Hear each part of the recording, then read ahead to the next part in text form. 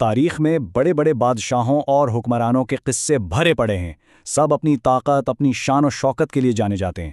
لیکن آج ہم ایک ایسی شخصیت کی بات کریں گے جن کی سلطنت دنیا کے 3 بر اعظموں تک پھیلی ہوئی تھی، لیکن وہ خود مسجد کے فرش پر سویا کرتے تھے۔ جی ہاں، یہ کہانی ہے اسلام کے دوسرے خلیفہ حضرت عمر فاروق رضی اللہ عنہ کی۔ ذرا تصور کریں، رومی سلطنت کا ایک سفیر پوری شان و شوکت کے ساتھ مدینہ پہنچتا ہے۔ وہ دنیا کی سب سے تیزی سے پھیلتی سلطنت کے حکمران سے ملنے آیا ہے اور اس کے ذہن میں عالی شان محلوں کا نقشہ ہے۔ وہ لوگوں سے پوچھتا ہے، بھائی خلیفہ کا محل کہاں ہے؟ لوگ اسے مسجد کی طرف اشارہ کر دیتے ہیں، اور وہاں وہ کیا دیکھتا ہے؟ ایک شخص فرش پر بغیر کسی بستر کے گہری نیند سو رہا ہے۔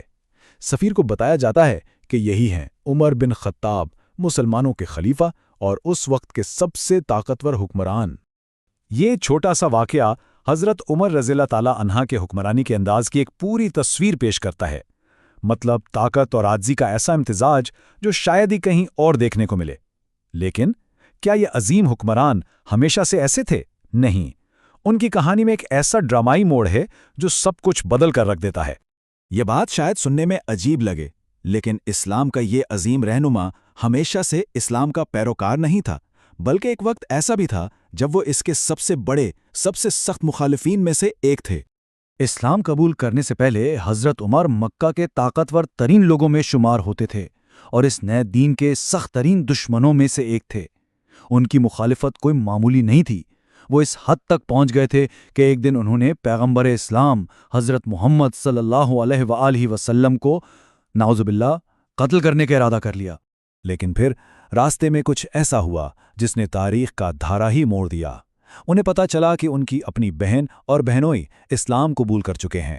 وہ غصے سے بھرے ہوئے ان کے گھر پہنچے اور وہاں قرآن کی کچھ آیات سنی۔ بس قرآن کے ان الفاظ نے ان کے سخت دل کو موم کر دیا، اور وہی تلوار جو قتل کے ارادے سے نکلی تھی ہمیشہ کے لیے اسلام کی حفاظت پر معمور ہو گئی۔ ان کی زندگی کا سفر دیکھیں تو چند بڑے اہم موڑ نظر آتے ہیں۔ 584 عیسوی میں مکہ میں پیدا ہوئے۔ 27 سال کی عمر میں وہ لمحہ آیا جس نے سب بدل دیا جب انہوں نے اسلام قبول کیا۔ پھر 634 میں وہ دوسرے خلیفہ بنے اور ان کا یہ 10 سالہ دور حکومت 644 میں ان کی شہادت پر ختم ہوا۔ اسلام قبول کرنے کے بعد حضرت عمر رضی اللہ تعالیٰ عنہ کی زندگی کا ایک نیا باب شروع ہوتا ہے، اور وہ ہے ان کا 10 سالہ دور خلافت۔ یہ ایک ایسا دور تھا جس نے صرف مسلمانوں کی نہیں بلکہ پوری دنیا کی تاریخ اور جغرافیہ بدل دی۔ یہ صرف فتوحات کی کہانی نہیں ہے، بلکہ ایک مضبوط اور منظم ریاست کی بنیاد رکھنے کی داستان ہے۔ ان کے صرف 10 سالہ دور میں اسلامی سلطنت 22 لاکھ مربع میل سے بھی زیادہ علاقے پر پھیل گئی۔ سوچیں ذرا، ایران، شام، مصر، یہ سب اس سلطنت کا حصہ بن گئے، اور اس سلطنت نے اس وقت کی 2 سپر پاورز یعنی روم اور فارس کو سیدھا سیدھا چیلنج کر دیا تھا۔ اور پھر جو ہوا وہ کسی فوجی معجزے سے کم نہیں تھا۔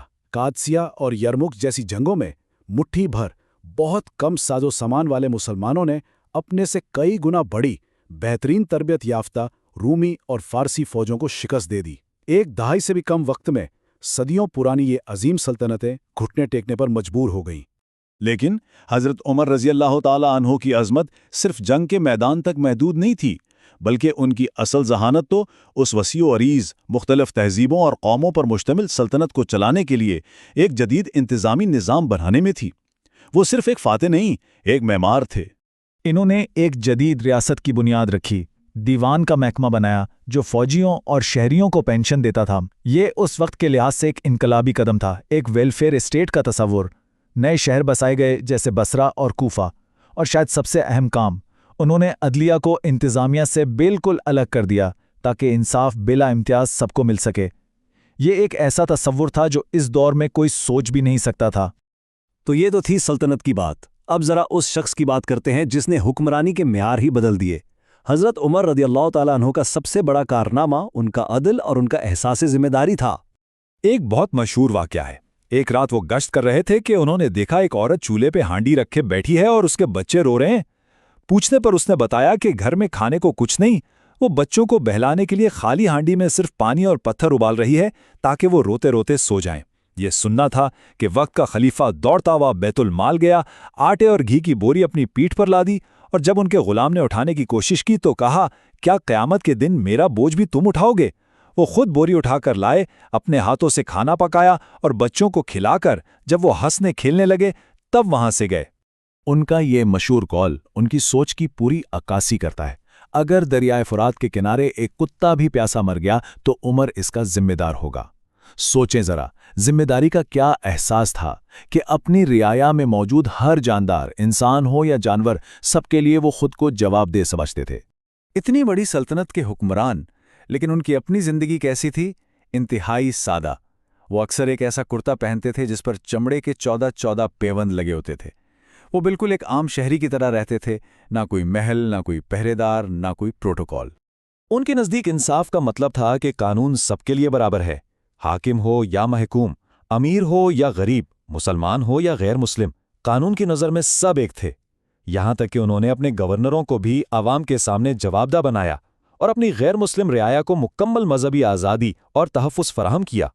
حضرت عمر رضی اللہ تعالیٰ عنہ کا دور حکومت صرف 10 سال کا تھا، لیکن ان 10 سالوں نے تاریخ پر ایسے گہرے نقش چھوڑے ہیں جو آج بھی 1400 سال بعد بھی صاف نظر آتے ہیں۔ تو آخر ان کی قیادت کا راز کیا تھا؟ انہوں نے صرف زمینیں فتح نہیں کیں، بلکہ لڑنے والے قبیلوں کو ایک متحد عالمی طاقت میں بدل دیا۔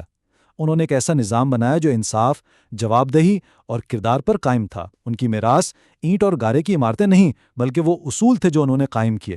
اور یہی وجہ ہے کہ جہاں سکندر اور چنگیز خان کی سلطنتیں وقت کی دھول میں گم ہو گئیں، وہیں حضرت عمر رضی اللہ تعالیٰ عنہ کی قائم کردہ بنیادیں آج بھی موجود ہیں اور محسوس کی جا سکتی ہیں۔ حضرت عمر رضی اللہ تعالیٰ عنہ کی زندگی ہم سب کو ایک بہت بنیادی، ایک لازوال سوال پر غور کرنے کی دعوت دیتی ہے۔ کسی بھی رہنما کی عظمت کا اصل پیمانہ کیا ہے؟ اس کی سلطنت کا پھیلاؤ اور اس کی طاقت، یا اس کے کردار کی بلندی اور اس کا انصاف؟